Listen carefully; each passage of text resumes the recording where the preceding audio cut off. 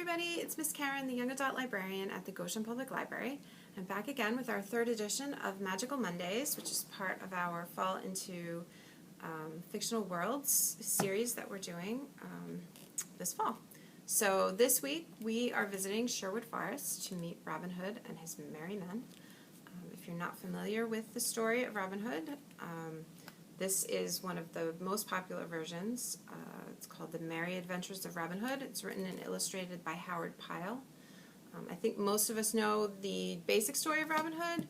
He's an outlaw. He lives in Sherwood Forest. He and his merry men take from the rich and give to the poor. That's the basic story of Robin Hood. If you want a more in-depth story and find out all about his adventures, you can check out this one, or there are other versions of the Robin Hood story written by other people you can find in the library or online. We're just going to read a little bit of the prologue today, and we're going to find out how Robin Hood became an outlaw and see where he got his start, I guess. So, prologue. In merry England in the time of old, when good King Henry II ruled the land, there lived within the green glades of Sherwood Forest, near Nottingham town, a famous outlaw, whose name was Robin Hood.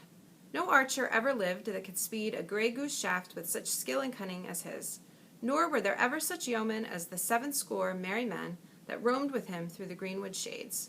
Right merrily they dwelt within the depths of Sherwood Forest, suffering neither care nor want, but passing the time in merry games of archery or bouts of cudgel play, living upon the king's venison, washed down with the draughts of ale of October brewing. Not only Robin himself, but all the band were outlaws, and dwelt apart from other men, yet they were beloved by the country people round about, for no one ever came to jolly Robin for help in time of need and want, and went away again with an empty fist. And now I will tell you how it first came about that Robin Hood fell foul of the law. When Robin was a youth of 18, stout of sinew and bold of heart, the Sheriff of Nottingham proclaimed a shooting match, and offered a prize of a butt of ale to whomsoever could shoot the best shaft in Nottinghamshire. Now, quoth Robin, will I go too, for fain would I draw a string for the bright eyes of my lass and a butt of good October brewing.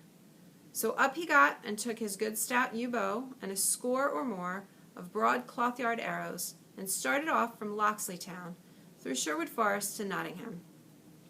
It was at the dawn of day in the merry May time, when hedgerows are green and flowers bedeck the meadows, daisies pied and yellow cuckoo buds and fair primroses all along the briery hedges, when apple buds blossom and sweet birds sing, the lark at dawn of day, the throstle cuckoo, when the lads and lasses look upon each other with sweet thoughts, when busy housewives spread their linen to bleach upon the bright green grass. Sweet was the greenwood as he walked along its paths, and bright the green and rustling leaves, amid which the little birds sang with the might and main, and blithely Robin whistled as he trudged along, thinking of Maid Marian and her bright eyes, for at such times a youth's thoughts are wont to turn pleasantly upon the lass that he loves the best. As thus he walked along with a brisk step and a merry whistle, he came suddenly upon some foresters seated beneath a great oak tree.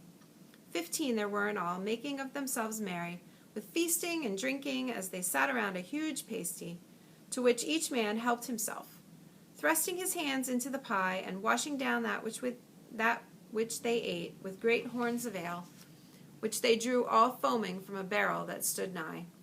Each man was clad in Lincoln green, and a fine show they made, seated upon the sward beneath that fair spreading tree. Then one of them, with his mouth full, called out to Robin, "Hullo, where goest thou, little lad, with thy 1 penny bow and thy farthing shafts?" Then Robin grew angry, for no stripling likes to be taunted with his green years. "Now," quoth he, "my bow and eke mine arrows are as good as thine, and moreover I go to the shooting match at Nottingham town, which same has been proclaimed by our good Sheriff of Nottinghamshire. There I will shoot with other stout yeomen, for a prize has been offered of a fine butt of ale." Then the one who held a horn of ale in his hand said, "Ho, listen to the lad. Why, boy, thy mother's milk is yet scarce dry upon thy lips, and yet thou pratest of standing up with the good stout men at Nottingham, thou who art scarce able to draw 1 string of a 2-stone bow." "I'll hold the best of you 20 marks, quoth bold Robin, "that I hit the clout at 3 80 rods, by the good help of Our Lady fair. At this all laughed aloud, and one said, Well boasted, thou fair infant, well boasted. And well thou knowest that no target is nigh to make good on thy wager. And another cried, He will be taking ale with his milk next. At this Robin grew right mad. Hark ye, said he, yonder at the glade's end I see a herd of deer, even more than 80 rods distant. I'll hold you 20 marks that by leave of Our Lady I caused the best heart among them to die. Now done, cried he who had spoken first, and here are 20 marks. I wager that thou causest no beast to die, with or without the aid of Our Lady. Then Robin took his good yew bow in his hand, and placing the tip at his instep, he strung it, right deftly. Then he knocked a broad cloth-yard arrow, and raising the bow, drew the gray goose feather to his ear. The next moment the bowstring rang, and the arrow sped down the glade, as a sparrowhawk skims in the northern wind. High leaped the noblest heart of all the herd, only to fall dead, reddening the green path with his heart's blood. Ha! cried Robin. How likest thou that shot, good fellow? I wot the wager were mine, and it were 300 pounds. Then all the foresters were filled with rage, and he who had spoken the first and lost the wager was more angry than all. Nay, cried he, thy wager is none of thine, and get thee gone straight away, or by all the saints of heaven I'll baste thy sides until thou wilt ne'er be able to walk again.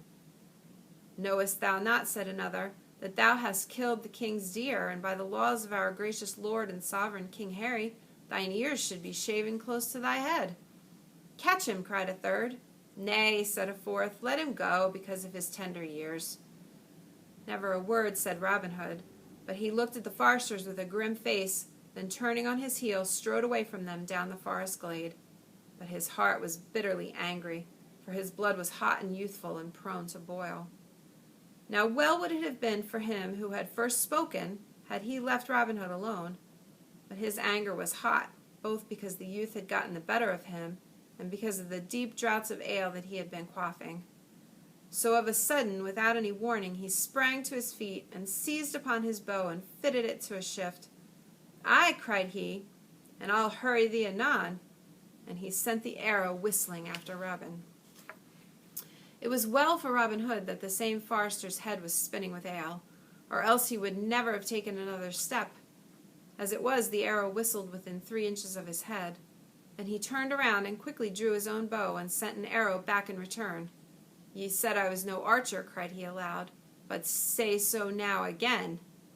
The shaft flew straight, and the archer fell forward with a cry, and lay on his face upon the ground, his arrows rattling about him from out of his quiver, the gray goose shaft wet with his heart's blood.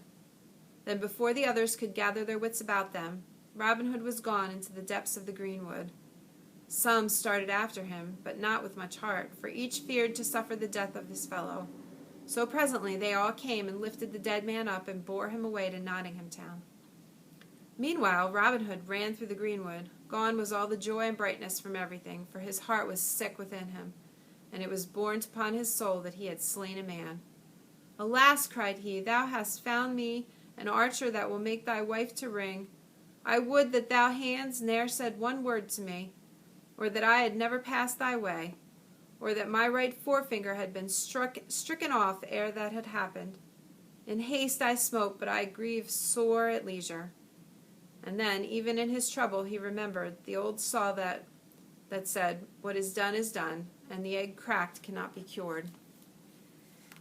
And so he came to dwell in the greenwood that was to be his home for many a year to come, never again to see the happy days with the lads and lasses of sweet Locksley town, for he was outlawed, not only because he had killed a man, but also because he had poached upon the king's deer, and 200 pounds were set upon his head as a reward for whoever could bring him to the court of the king.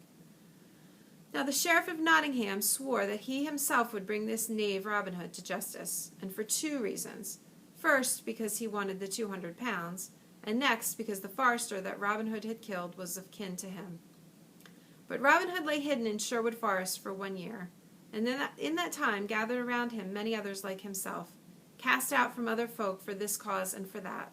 Some had shot deer in hungry winter time, when they could get no other food, and had been seen in the act by the foresters, but had escaped, thus saving their ears.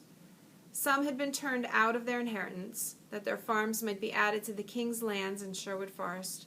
Some had been despoiled by a great baron or a rich abbot or a powerful esquire, all for one cause or another, had come to Sherwood to escape wrong and oppression. So in all that year 50 or more good stout yeomen gathered about Robin Hood and chose him to be their leader and chief. Then they vowed that even as they themselves had been despoiled, they would despoil their oppressors, whether baron, abbot, knight, or squire, and that from each they would take that which had been wrung from the poor by unjust taxes, or land rents, or in wrongful fines. But to the poor folk they would give a helping hand in need and trouble, and would return to them that which had been unjustly taken from them.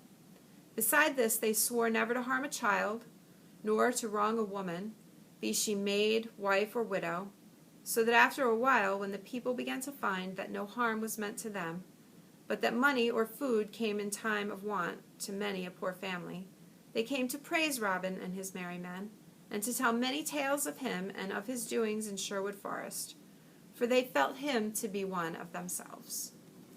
So now you know how Robin got his start. He killed a deer in the king's forest. He was not allowed to do that. And he also, unfortunately, killed a man who was related to the Sheriff of Nottingham. And so now Robin is wanted, cast out from his friends and family, and forced to live in the forest. But he gathers himself a group of other outlaws like himself, and they begin their adventures of robbing from the rich and giving to the poor. And they are much, much beloved by the common folk that lived during that time. So if you want to read more about their adventures and the things that they do, and about the merry men, check out The Merry Adventures of Robin Hood by Howard Pyle. Now I'm going to tell you about some of the Robin Hood stories that we have here in the YA section of the library. The first one is called Scarlet, and it's by A.C. Gauguin. This is the first book in a series of 3. We also have Lady Thief and Lionheart.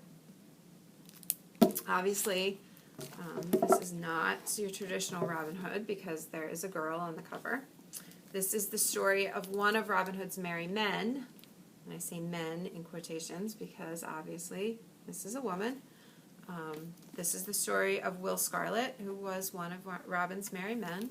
But in this version, Will Scarlet is not what you think. Will Scarlet is good at 2 things: stealing from the rich and keeping secrets. Skills that are in high demand in Robin Hood's band of thieves, who protect the people of Nottingham from the evil sheriff. Scarlet's biggest secret of all is one only Robin and his men know: that she is posing as a thief, that the slip of a boy who is fast with sharp knives is really a girl. The terrible events in her past that led Scarlet to hide her real identity are in danger of being exposed when the thief-taker Lord Ginsburg arrives in town to rid Nottingham of the Hood and his men once and for all. As Ginsburg closes in and puts innocent lives at risk, Scarlet must decide how much the people of Nottingham mean to her, especially John Little, a flirtatious fellow outlaw, and Robin, whose quick smiles have the power to unsettle her. There is real honor among these thieves and so much more, making this a fight worth dying for. So if you want to read a version of the story where we have a woman in one of the starring roles, you can check out Scarlet. We have this available in the library. We have all 3 books available to check out in the library. Another book that we have in the library but is checked out right now is also available on Hoopla and Overdrive. It's called Hood. You see the cover there. And it's by Jenny Elder Moak. And like I said, it is available on Hoopla and on Overdrive to check out. And I will tell you what it's about here. You have the blood of kings and rebels within you, love. Let it rise to meet the call. Isabel of Kirklees has only ever known a quiet life inside the sheltered walls of the convent where she lives with her mother Marian. But after she is arrested by royal soldiers for defending innocent villagers, Isabel becomes the target of the wolf, the ruthless right hand of the corrupt King John. To keep her daughter safe, Marian helps Isabel escape and sends her on a mission to find the only person who can save them now, the infamous outlaw Robin Hood, who also happens to be Isabel's father. Isabel races to stay out of the wolf's clutches and find the father she's never known, thrusting her into a world of thieves and mercenaries, roguish young outlaws, new enemies with old grudges, and a king who wants her entire family dead. As she fights for her rightful place among the merry men in a desperate bid to stop the wolf's merciless plans, can Isabel find the strength to defy the crown and save the lives of everyone she holds dear? In Hood, author Jenny Elder Moak reimagines the world of Robin Hood in lush historical detail and imbues her story with more breathless action than has ever come out of Sherwood Forest before. So, if that sounds like an interesting take, the story of Robin Hood's daughter and her adventures, you can check out Hood online on Hoopla or Overdrive, or you can put it on hold if you want the actual book. We do have it here at the library. It's just checked out right now. The next one is called Pretty Crooked. It is also available on Hoopla, and it is by Elisa Ludwig. And this is a more fun version, not really the traditional historical Robin Hood story, but still the same idea.